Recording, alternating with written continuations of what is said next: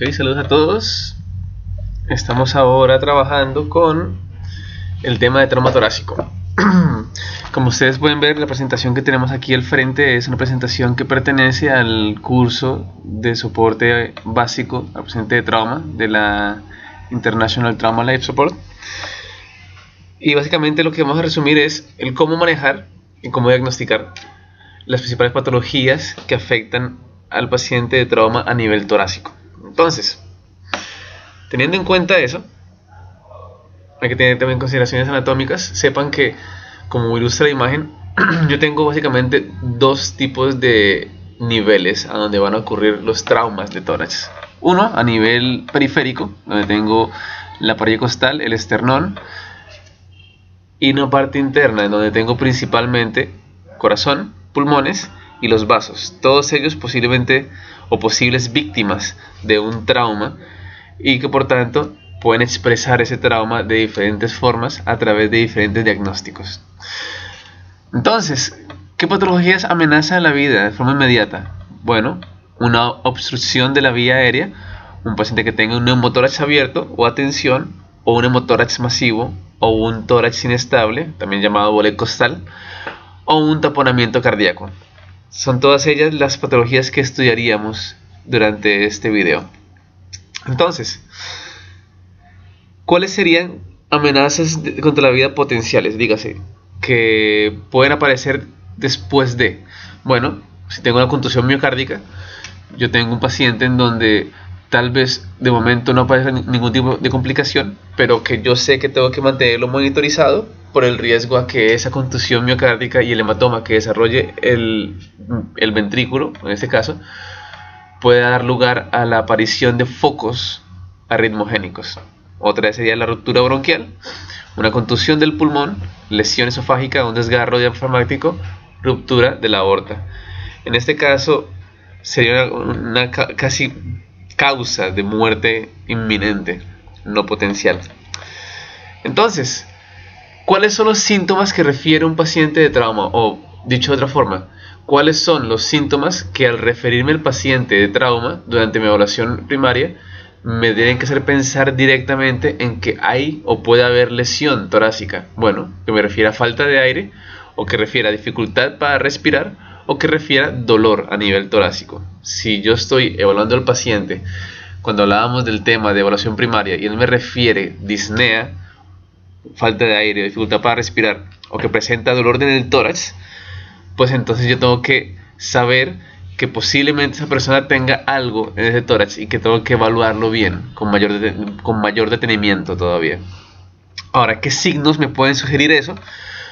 Bueno, que el paciente presente una respiración paradójica, que cuando la persona inspira una parte del tórax entra, dígase de otra forma, lo cual me sugeriría inmediatamente un bole costal, que presente heridas abiertas o contusiones, un enfisema subcutáneo, el cual encontraría obviamente a la palpación, o que tenga una tráquea desplazada, o que presente taquicardia y taquipnea.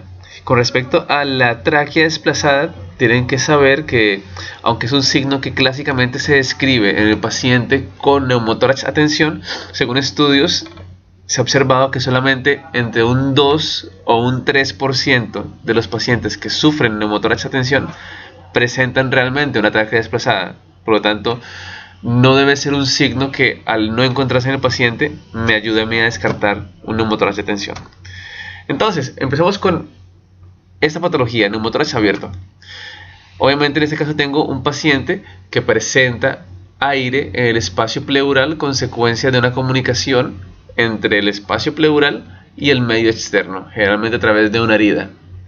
En este caso, como ustedes pueden ver en la imagen, esa entrada de aire provoca el colapso del pulmón y va a presentar una serie de manifestaciones a nivel semiológico. En este caso, ese aumento en la presión o ese aumento en el aire a nivel pleural no se acompaña de un aumento en la presión intratorácica necesariamente, por lo que la función del pulmón contralateral y del corazón no suele verse afectada. Este dato es importante porque es un dato que me ayuda a diferenciarlo de un neumotórax a tensión. ¿Okay? Entonces, ¿cuáles son las manifestaciones cardinales o que me van a sugerir fuertemente el diagnóstico de neumotórax abierto? pues que tenga una herida burbujeante, dígase, tengo una herida, esa herida es sangre, y cada vez que la persona respira o hace cualquier movimiento respiratorio, ocurre un burbujeo. Ese burbujeo obviamente me traduce el movimiento de aire a través de la herida. Obviamente también se acompañaría de una auscultación pulmonar, en donde encuentro un pulmón con murmullo vesicular presente y el otro, generalmente del mismo lado de la herida, que presenta una disminución de su murmullo vesicular o que esté ausente, y que además de eso, cuando yo percuto ese tórax, encuentro mayor timpanismo del lado que no suena el pulmón con respecto a el lado donde sí encuentro murmullo vesicular. Entonces, ¿qué hago con ese paciente? Yo debo tomar 7 medidas, y esas medidas son, si se dan cuenta, van a ser casi todas las mismas para todo paciente de trauma, en donde solamente va a cambiar un paso o 2 pasos. En ese caso, generalmente suele ser el paso 3, aquel que va a cambiar en función de cuál sea el diagnóstico del paciente. Entonces, obviamente, lo primero que vamos a hacer es asegurar que la vía aérea esté adecuadamente permeable. Segundo, tengo que administrar oxígeno flujo alto. Recuerden que la terapéutica del oxígeno depende en gran parte de la saturación de oxígeno. Por lo tanto, todo paciente que se le ponga oxígeno suplementario, yo debería ponerle también un oxímetro de pulso y titular la dosis para mantenerla a 94% aproximadamente. Número 3, y esta es la medida específica del paciente con neumotórax abierto, sería sellar la herida con algún apósito, permitiendo que un extremo de ese apósito se encuentre libre. O sea, yo voy a cerrar 3 de sus lados y dejar abierto el cuarto. De esa forma se crea una especie de efecto de válvula. Un efecto de válvula que más tarde vamos a mencionarle, vamos a ilustrárselos. Entonces, obviamente, si tengo un paciente con un neumotórax abierto, yo debería llevármelo rápido, porque lo que le va a salvar la vida a esa persona, o lo que va a ayudar a que no se muera, va a hacer que llegue lo antes posible al quirófano. Dígase, este paciente se convierte en un paciente de cargar y llevar. De camino, yo lo canalizaré y le pondré solución en salina o la Tenton Ringer, según lo que ustedes consideren, y obviamente hacer una vigilancia cardiológica y signos vitales. Dígase, lo ideal sería que un paciente durante la ambulancia que tenga un neumotórax abierto debería llevar o debería colocársele un monitor cardíaco y mantener un registro continuo. Y obviamente la última va a ser notificar a la dirección médica del paciente que usted le está llevando. Esta imagen ilustra perfectamente a qué me refería yo con el dejar un extremo libre. Y es que cuando yo dejo ese extremo libre, como ustedes pueden ver en la imagen de izquierda, durante la inspiración, el aire que querría entrar no lo hace porque se cierra el punto de entrada. Pero cuando la persona está expirando, el aire tiende a salir, puede ser agujerito. Es un juego de presiones muy interesantes y que, si se dan cuenta, puede ser adaptado fácilmente a cualquier entorno.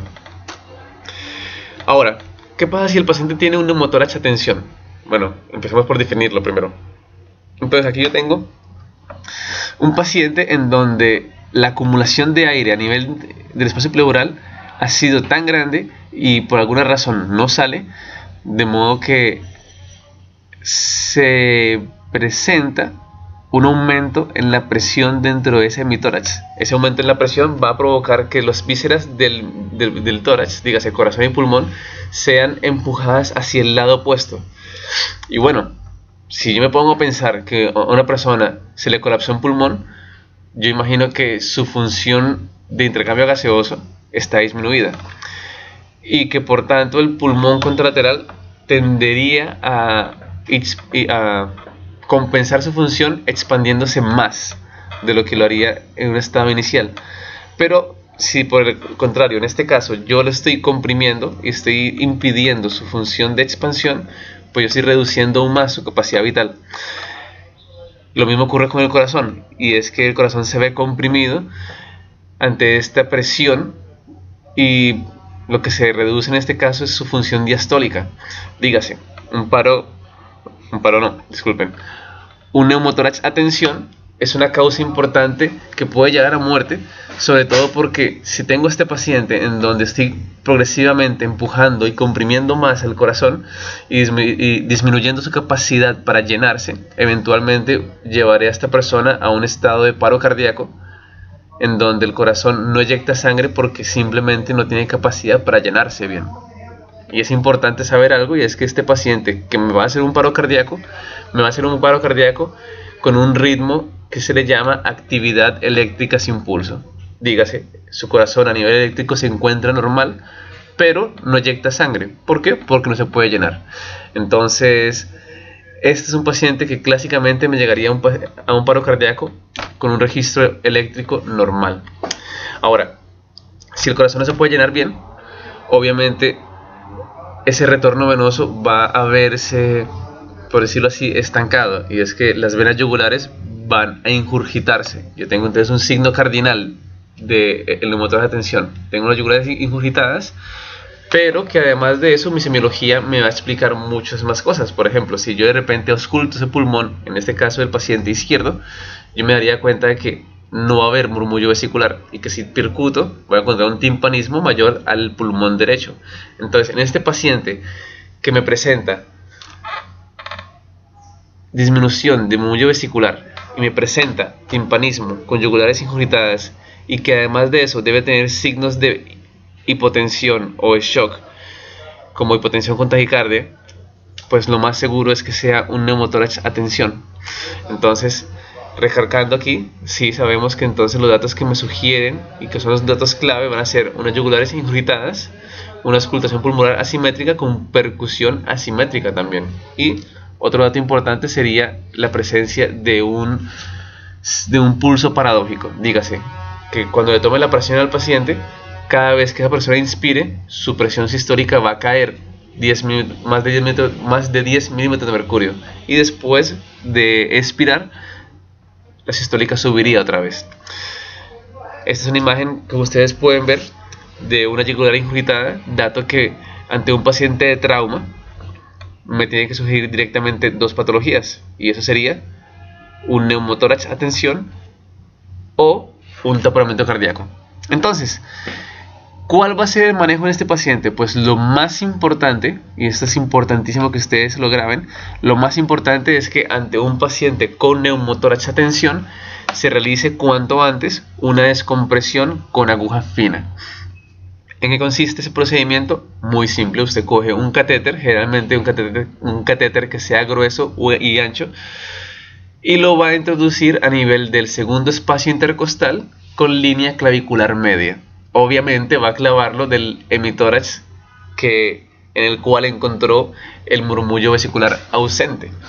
¿Por qué lo digo? Porque un escenario de trauma es un escenario que se presta para un gran un elevado grado de tensión emocional, en donde usted puede cometer errores. Y he visto muchas personas, sobre todo aquí en la simulación, que de repente encuentran un neumotórax, lo diagnostican correctamente, pero cuando pullan, puyó del lado que no era. Entonces, lo digo sabiendo que es algo como que se cae la mata, pero hay que mencionarlo.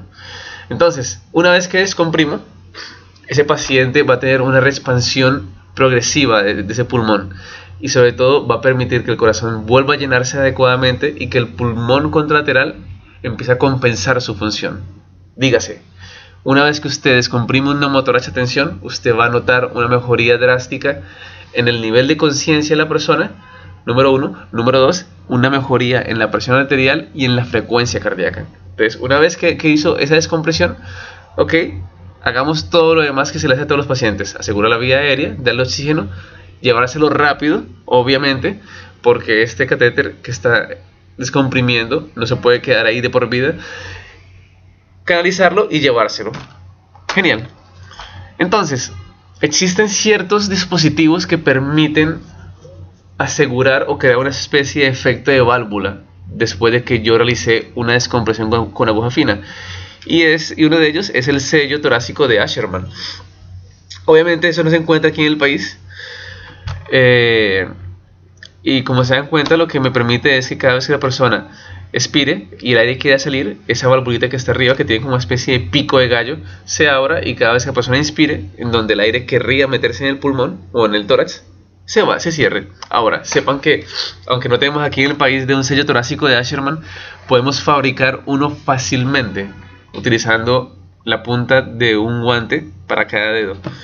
Eso van a verlo en un video que vamos a anexarles, que estará anexado para su página de Moodle, de modo que no tengo nada más que decir con respecto a eso. Entonces, la siguiente patología importante aquí es un hemotórax masivo. Y es que el hemotórax masivo se diferencia del hemotórax clásico porque su cantidad de sangre es tan importante que puede provocar la muerte del paciente inmediatamente, ya sea por un shock hipovolémico o por las mismas complicaciones que puede generar un neumotórax a tensión. Dígase, yo tengo pila de sangre en un pulmón, o en un hemitórax, disculpen, y entonces va a empujar el pulmón contralateral y también va a empujar el corazón. Fíjense que en este caso, como presenta los mismos fenómenos del neumotórax de tensión, va a provocar el mismo cuadro, dígase, ingurgitación yugular, ausencia de músculo vesicular, alteración de la presión cardíaca, de la presión arterial y la frecuencia cardíaca, pero que en este caso lo único que va a hacer diferente va a ser la percusión del tórax, en donde obviamente va a estar mate, a diferencia del timpanismo que aparecería en el neumotórax a tensión, y que obviamente también presentaría signos de shock, un paciente que tendría también una piel sudorosa y fría. Entonces, ¿qué hago con ese paciente? No sea valiente, no se ponga a hacer el héroe, no se hacen o no se ponen tubos de pecho en la escena del crimen, disculpen. Ese paciente hay que poner un tubo de pecho, sí, pero se pone en la emergencia. ¿Por qué? Porque hay que, primero, ponerlo, y segundo, medir la velocidad y la cantidad de sangre que sale de ese pulmón. ¿Por qué? Porque ustedes saben que eso, en función de la cantidad de sangre que salga de un tórax, bueno, pues yo decido si me lo llevo a quirófano o no para hacerle una toracotomía y una exploración de todos los féfres que hay por allá adentro. Entonces, ¿qué hago con ese paciente? Pues lo mismo que con todos los demás, sin ningún paso crítico o particular. Lo empaco, me lo llevo, lo canalizo y le pongo oxígeno. Entonces, siguiente paciente, tórax inestable. Ustedes saben que el tórax inestable se debe, o que también le llaman bole costal, se debe a la presencia de fracturas múltiples en dos puntos diferentes de cada costilla, lo cual provoca una especie de parrilla o fragmento libre que va a tener un movimiento totalmente independiente del tórax. Entonces, en este caso, yo tengo un paciente que posiblemente, si está consciente, me refiere a dolor intenso en el tórax, especialmente el respirar. De por sí, es una persona que usted va a percibir que respira superficial y súper rápido, y que además posiblemente pueda tener cianosis debido a esta poca ventilación que está teniendo esa persona. Entonces, datos importantes: ese paciente, lo que más va a tener y lo que más va a llamar la atención va a ser su respiración, lo que él me refiere, y si yo hago un examen físico encontraré una obvia deformidad y crepitaciones a nivel del lugar donde está lesionado el paciente. Entonces, a la inspección tendré este tórax con un movimiento paradójico durante la respiración. Dígase que cuando la persona respira, algo se mete y algo sale. De igual forma, vamos a ponerle un video a ustedes acerca de un bole costal para que ustedes lo conozcan y se den cuenta que es un cuadro bastante dramático y bastante evidente. Entonces, una vez que lo encuentro, ¿qué debo hacer con él? Bueno, pues todo lo mismo que todo el resto de la gente, agregando algo importante. Primero, aseguro la vía aérea, y segundo, doy oxígeno. Ahora, ¿qué es importante con un paciente que tenga un bole costal? Bueno, muy simple, que este paciente, cada vez que respira le duele, y le duele muchísimo, a tal punto que la persona progresivamente va a dejar de respirar cada vez más, o cada vez menos en verdad, porque le duele con cojones. Entonces, ¿Cuál es la complicación más posible en un paciente como este? Pues que ese paciente me caiga en una insuficiencia respiratoria, consecuencia de esta hipoventilación que está realizando. Por lo tanto, es un paciente que se beneficiaría tal vez de ser intubado. ¿Por qué? Porque si yo intubo al paciente, yo invierto la mecánica de la respiración del paciente. Todos nosotros respiramos porque antes de que se expanda el pulmón, nosotros expandimos la caja torácica y la caja torácica jala hacia afuera el pulmón y lo expande a las malas. Y el aire entra de forma secundaria, de forma pasiva. Ahora, si tengo un paciente que tiene un daño en la pared torácica, cuando ésta intenta abrirse, pues obviamente el fragmento libre va a generar movimiento y va a generar dolor. Si yo intubo al paciente y ejerzo una ventilación a presión positiva, dígase, entonces insuflar el pulmón como si fuese una vejiga, en este caso, la pared torácica, incluyendo el fragmento fracturado, va a moverse al unísono. Yo entonces reduzco de esta forma la movilidad del fragmento libre en la pared torácica, mejorando el dolor del paciente. Entonces, obviamente, eso debe seguirse de que yo le ponga al paciente un apósito en el tórax, dígase, qué sé yo, cualquier férula que fuese plana y que fuese amplia. Esto con el fin de impedir también o reducir el movimiento del fragmento libre de costillas. Entonces voy a utilizar oxígeno a flujo alto. Voy a llevarme al paciente lo antes posible porque ese paciente tiene que llegar cuanto antes a emergencia, al quirófano. Y tengo que, obviamente, estabilizar el fragmento inestable. Lo canalizo y esto es importante también, el paso número 7. Tengo que darle morfina al paciente. ¿Por qué? Porque hablábamos que el paciente refiere un gran dolor y que le duele respirar. Bueno, pues entonces nosotros de alguna forma tenemos que reducir ese dolor que siente la persona al respirar. Y la morfina me ayuda bastante al control del mismo. Entonces, todo lo demás ya lo sabemos. Y sobre todo aquí también tenemos que monitorizar el paciente a nivel electrocardiográfico. Entonces, seguimos. Taponamiento cardíaco. Es una patología que ya todos ustedes han escuchado posiblemente y saben todo lo que tienen que saberse y demás. Y se puede reducir también a esta gráfica simple. Esta gráfica me muestra la fisiopatología y me muestra también la semiología del paciente. Entonces, consiste en que yo tengo líquido en el pericardio, generalmente sangre, si es a nivel traumático. Y entonces, esta sangre a nivel pericárdica o de pericardio me reduce la función diastólica del corazón. Entonces, ¿qué pasaría? Bueno, que yo tengo un corazón que, al igual que el taponamiento, que el neumotórax de tensión, puede caer en paro cardíaco por una insuficiencia para llenarse. Dígase, yo puedo también en este caso caer en un paro cardíaco con actividad eléctrica sin pulso. Entonces, ¿cuál es el cuadro clínico de un paciente que tiene un taponamiento y que no ha caído en paro? Obviamente, si la persona no ha caído en paro y tiene un taponamiento y tiene un corazón que no se llena bien, pues va a tener de igual forma las yugulares ingurgitadas.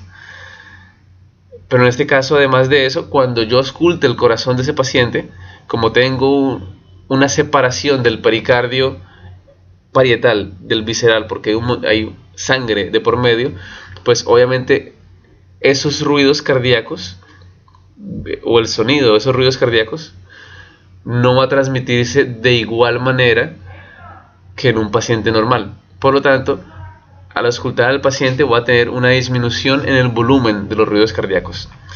Y ya tengo dos cosas: tengo unas yugulares ingurgitadas y tengo unos ruidos cardíacos disminuidos de volumen. Me falta solamente algo más para presentar la tríade de Beck. ¿Y cuál es esa otra manifestación? Muy simple, que tenga un pulso filiforme. De igual forma, cada vez que la persona respire, la presión sistólica cae. Cada vez que la persona expire, la presión sistólica sube otra vez. Entonces, también va a tener una hipotensión marcada y demás. Su tráquea base central, bueno, ustedes pueden ver perfectamente la imagen y leerla mejor que yo. Entonces, ¿qué hago con ese paciente? Sepan que anteriormente las guías planteaban que al paciente con un taponamiento cardíaco, pues le realizábamos una pericardiocentesis, ¿cierto? Como siempre hemos leído y que todo el mundo siempre ha querido hacer ese procedimiento, y es coger una aguja, pullarle por debajo del sifoide, apuntando hacia el hombro 60 grados, hacia el hombro izquierdo. Ahora, sepa una cosa, y es que si yo les preguntara a ustedes cuántas pericardiocentesis han visto realizarle a alguien, yo creo que casi nadie ha visto una. Y si usted no ha visto a nadie haciendo una, es porque posiblemente usted nunca ha hecho una. Y si usted de repente tiene ese paciente con un taponamiento y quiere hacerle una pericardiocentesis, wow. Bueno, estaba en la calle, acaba de sufrir un accidente una persona, usted está nervioso y le está apoyando el corazón, nervioso. ¿Qué posibilidad tiene usted de fallar? ¿Qué posibilidad tiene usted de repente meter la aguja un poco más allá y de repente darle un pinchazo al ventrículo y de repente generar un foco ritmogénico? Yo creo que usted tiene la respuesta. Entonces, por esa razón, tienen que saber que las guías hoy por hoy no recomiendan realizar una pericardiocentesis en la calle. Se recomienda hacer una pericardiocentesis, pero sonodirigida. Y por lo tanto, hay que estar en el hospital. Entonces, ¿qué voy a hacer con este paciente? Hago lo mismo que todo el mundo y demás, pero como dice la letrica en rojo, debo hacer un aporte enérgico de líquidos. ¿Por qué? Porque como aquí la base patogénica es que el pericardio o el líquido del pericardio me impide una expansión del ventrículo y un llenado adecuado, pues entonces lo que yo voy a buscar hacer es meterle líquidos al ventrículo a las malas. Yo entonces voy a meter la volemia para que llegue más retorno venoso, para que se llene y forzamos un llenado del ventrículo derecho en este caso. Eso es lo que vamos a hacer. Si quiere poner en Trendelenburg, mejor todavía. Y obviamente llevármelo huyendo a la emergencia. Entonces, ¿qué pasa si tengo un objeto impalado? Bueno, este pobre muchacho, yo no sé la historia de él, no quiero saberla porque no va bien. Si usted se puede pensar, yo no sé qué es peor, si que de repente esté en el corazón o que de repente esté a nivel de los grandes vasos. No sé, pero sepan que cuando tengo un objeto impalado en el tórax, la ley o la norma es no retirarlo. Al revés, usted va a fijarlo para que durante el traslado no se movilice ese objeto. Ahora, ¿en qué paciente yo sí debería retirar un objeto impalado a nivel del tórax? Bueno, la única situación donde yo debo hacerlo es cuando ese objeto me estorbe a la hora de yo querer hacer una reanimación cardiopulmonar. Dígase, si este don de repente cae en paro cardíaco, bueno, mis compresiones posiblemente no sean eficientes con el cuchillo ahí, entonces yo en ese caso sí retiraría el cuchillo. De lo contrario, si no tiene paro cardiorrespiratorio y el objeto no me estorba, lo dejo y lo fijo. Entonces, si se dan cuenta, es lo mismo, ya ustedes saben leer mejor que yo. En ese caso, lo más importante es no retirarlo y estabilizarlo. Entonces, otras lesiones importantes, tengo una rotura traumática de la aorta. Wow, en ese caso, ¿qué debo hacer yo? Cuando tengo un paciente que tenga o que se encuentre en una escena donde la escena misma me haga sospechar que ocurrió un accidente con un impacto de alta fuerza o de alta intensidad, por decirlo así. Se saben que es un paciente que posiblemente muera desangrado en la escena, con un mal pronóstico. De modo que saltemos al otro, contusión miocárdica. Y en este caso sí me interesa mucho porque es un paciente en donde la contusión en el corazón suele complicarse con la formación de focos arritmogénicos. De modo que en este caso lo que me preocupa no es en sí el trauma del corazón. Lo que me preocupa es que el paciente, horas después del trauma, me desarrolle una arritmia cardíaca. En ese caso, lo que yo debería hacer es monitorizar al paciente para ver constantemente cómo se encuentra su ritmo cardíaco, de modo que si en algún momento se altera, pues yo poder reaccionar a tiempo y tomar medidas ante esa arritmia que desarrolló el paciente. Si tengo un paciente que de repente me presenta vómitos y los vómitos son sanguinolentos, en un paciente de trauma torácico, lo que yo debería pensar es una lesión esofágica. Es un paciente que también presenta un muy mal pronóstico y que en ese caso pues yo debería llamar a un cirujano que se especialice en manejar ese tipo de lesiones.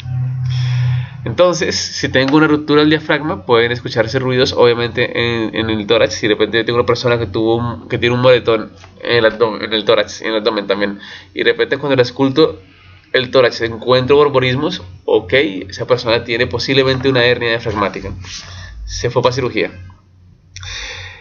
Y el otro dato importante o patología importante es una contusión pulmonar. En este caso, tienen que saber que lo más importante es que este paciente que tenga una contusión pulmonar va a presentar edema del pulmón, en una parte del pulmón por lo menos, y por lo tanto su función de intercambio gaseoso va a verse afectada, por lo cual el paciente puede desarrollar cianosis. Y bueno, si yo de repente le hago una radiografía, que voy a encontrar posiblemente un patrón alveolar. En ese caso, manejo con oxígeno y refiera al especialista. Entonces, resumiendo, bueno,